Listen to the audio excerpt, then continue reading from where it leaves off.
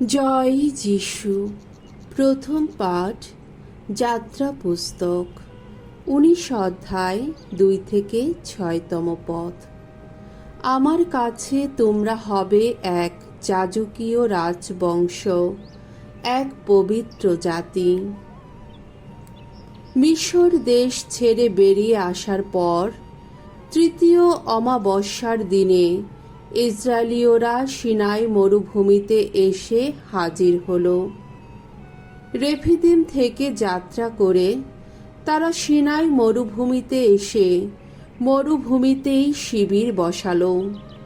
ইসরায়েলের মানুষেরা সেখানে সিনাই পর্বতের ঠিক সামনেই তাঁবু ফেলল।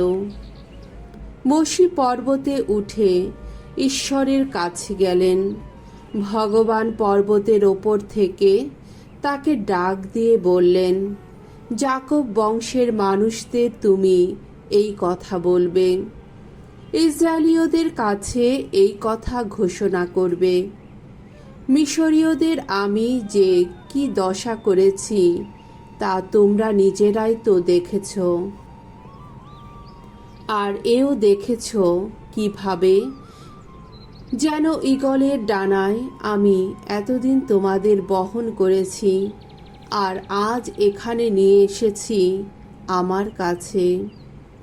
এখন তোমরা যদি আমার কথা সত্যি মান্য করে আমার সন্ধি পালন করো, তাহলে সকল জাতির মধ্যে তোমরা তো হবে আমার একান্ত আপনজন।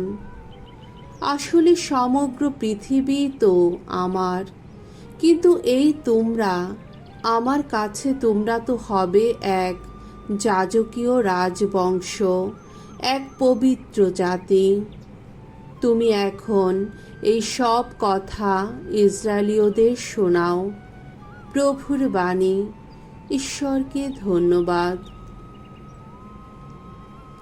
সাম সঙ্গীত 101 থেকে 3 পদ এবং 5 পদ। ধুয়ো, আমরা প্রভুর কাছের মানুষ, তারই পালিত জন। ভগবানের জয়ধ্বনি করো সমগ্র পৃথিবী, ভগবানের সেবা করো পুলকিত প্রাণে। আনন্দের গান গাইতে গাইতে চলো তার কাছে যাই। জেনে রেখো ভগবান স্বয়ং ঈশ্বর, আমরা তো তারই রচনা, আমরা তো তারই, আর আপন জাতিরই মানুষ আমরা, তারই চারণভূমির মেষপাল। আহা, ভগবান কত না মঙ্গলময় তিনি, তার দয়া সে তো চিরকালেরই দয়া, তার বিশ্বস্ততা নিত্য সক্রিয় যুগে যুগান্তরে। দ্বিতীয় পাঠ, রোমীয়দের কাছে প্রেরিত পলের পত্র 5 অধ্যায় 6 থেকে 11তম পদ। খ্রিস্টের মৃত্যু বরণের মধ্য দিয়ে আমরা যখন ঈশ্বরের সঙ্গে পুনর্মিলিত হয়েছি, তখন আমরা নিশ্চয়ই পুনরুত্থিত খ্রিস্টের জীবন শক্তিতে পরিত্রাণ লাভ করব। প্রিয়জনেরা, আমরা তখনও দুর্বল শক্তিহীন ছিলাম। সেই তখনই তো খ্রিস্ট নির্ধারিত সময়ে আমাদের মতো ভক্তিহীন মানুষের জন্যে প্রাণ দিয়েছিলেন। এমনিতে ধার্মিকদের জন্যেও কেউ সহজে প্রাণ দিতে যায় না। অবশ্য যোগ্য মানুষের জন্যে কেউ প্রাণ দিতে সাহস করলেও করতে পারে।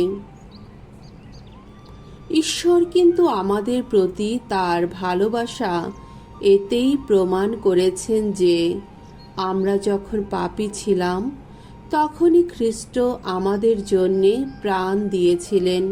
কাজেই এখন তার প্রাণ বিসর্জনে আমরা যখন অন্তরের ধার্মিকতা ফিরে পেয়েছি, তখন তারই জন্যে আমরা যে ঐশ্ব ক্রোধের হাত থেকে রেহাই পাব, তা আরও কতই না সুনিশ্চিত। কেননা আমরা যখন ঈশ্বরের শত্রু ছিলাম, তখনই তো তার পুত্রের মৃত্যুবরণের মধ্য দিয়ে আমরা তার সঙ্গে পুনর্মিলিত হয়েছি। তাহলে তার সঙ্গে পুনর্মিলিত এই যে আমরা যে একদিন তার পুত্রের জীবন শক্তিতে পরিত্রাণ লাভ করব, তা আরও কতই না সুনিশ্চিত। শুধু তাই নয়, যার জন্যে আমরা এইভাবে পুনর্মিলিত হয়ে ধন্য হয়েছি, আমাদের সেই প্রভু যীশুখ্রিস্টের কথা স্মরণ করে আমরা তো এখন ঈশ্বরের এই মহাকর্মের জন্যে গর্ব করে থাকি। প্রভুর বাণী। ঈশ্বরকে ধন্যবাদ। বাণী বন্দনা। জয় জয় প্রভুর জয়। আর দেরি নেই, আসছে ধর্মরাজ্য।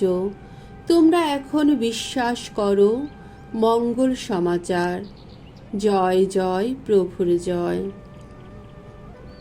মথি রচিত মঙ্গল সমাচার 9 অধ্যায় 36 পদ, 10 অধ্যায় 8 পদ।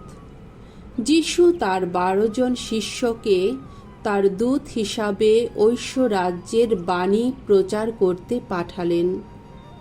একদিন লোকের ভিড় দেখে তাদের জন্যে যিশুর কেমন দুঃখ হলো।